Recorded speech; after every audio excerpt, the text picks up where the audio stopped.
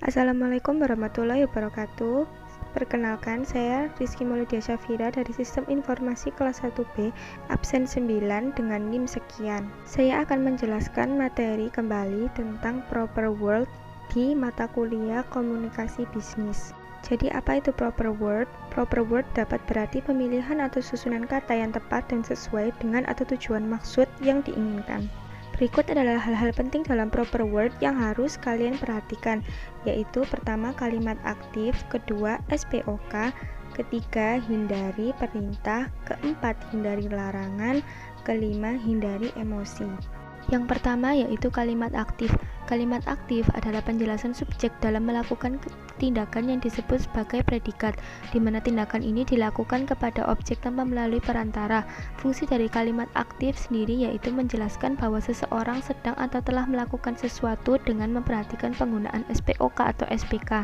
Ciri-ciri yang paling mudah ditemui sebagai kalimat aktif adalah memiliki imbuhan me atau ber untuk bagian predikatnya. Contohnya, ibu membeli sayur di pasar dekat rumah, di mana membeli merupakan predikat dengan kata dasar beli dengan imbuhan me di depan. Yang kedua yaitu SPOK. SPOK sendiri merupakan sebuah kalimat agar dapat mempunyai makna dan diharuskan mempunyai pola. Pola inilah yang dinamakan SPOK. Yang pertama ada subjek. Subjek merupakan kata yang memenuhi fungsi dalam kalimat sebagai pokok kalimat. Subjek dapat berupa kata benda, kelompok kata benda, atau klausa. Contohnya saya, dia, kita, kami, atau nama orang.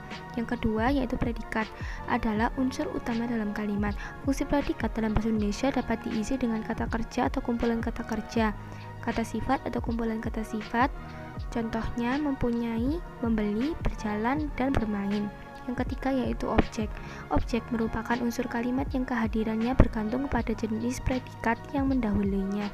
Objek harus dimunculkan jika sebuah kalimat menggunakan predikat berupa kata kerja transisif. Contoh, barang-barang seperti laptop, tas, bola, dan padi. Yang terakhir yaitu keterangan, adalah unsur kalimat yang keberadaannya bersifat opsional atau tidak wajib. Keterangan dapat diisi dengan nomina atau frasa nominal. Contohnya bisa jadi tempat, suasana, atau hal-hal lainnya yang menjelaskan objek. Yang ketiga yaitu hindari perintah. Dalam komunikasi bisnis, suatu perintah baik dari penerima maupun pengirim informasi merupakan hal yang mestinya dihindari. Kita bisa mengolah lagi struktur informasinya dengan meminta tolong sebagai pengganti agar lebih nyaman diterima, karena kita juga tidak mungkin memberi perintah kepada sembarang orang. Yang keempat yaitu menghindari larangan. Menghindari larangan juga seharusnya ditekankan pada komunikasi dalam ranah bisnis.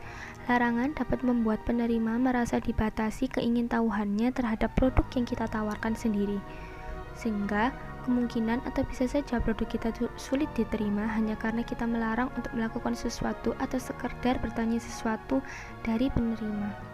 Hal yang perlu diperhatikan yang terakhir yaitu hindari emosi. Emotional intelligence adalah kemampuan seseorang dalam mengelola emosinya, khususnya ketika berhadapan dengan orang lain. Emosional seseorang sangat dipengaruhi oleh kualitas personal seperti ketekunan, pengendalian diri, dan kemampuan untuk berkomunikasi dengan orang lain. Saat ini, emosi sangat penting dalam dunia bisnis, baik dalam hubungan atasan, bawahan, maupun sesama rekan bisnis, atau dari atasan dengan seluruh halayak. Mereka tidak lagi mengutamakan kecerdasan intelektual seseorang. Bagi mereka, kemampuan IQ seseorang lebih mudah ditingkatkan dibandingkan dengan emosionalnya, yang merupakan pertumbuhan dalam diri seseorang. Orang dengan emosi yang terkontrol dianggap dapat bekerja lebih baik dengan menjaga keseimbangan dalam dirinya, sehingga dapat menyesuaikan diri dengan lingkungan di sekitarnya. Adapun struktur kata yang dapat menjadi kunci dalam kita berkomunikasi dalam ranah bisnis. Yang pertama yaitu mengutamakan permintaan tolong. Permintaan tolong dapat disertai dengan salam sebelum memulai komunikasi pada inti untuk membuka suatu percakapan. Yang kedua, terima kasih. Kata terima kasih dapat menimbulkan kesan menghargai seseorang. Yang ketiga yaitu permintaan maaf. Permintaan maaf dalam komunikasi biasanya bertujuan untuk menjaga keramah dan sopan santunan. Berikut adalah contoh penggunaan proper word dengan memperhatikan hal-hal yang sudah saya paparkan tadi dalam ranah kuliah.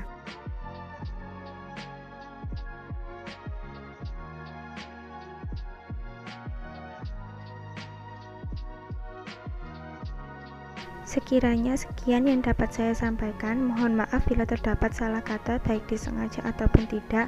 Semoga ilmu yang saya paparkan dapat bermanfaat. Terima kasih. Wassalamualaikum warahmatullahi wabarakatuh.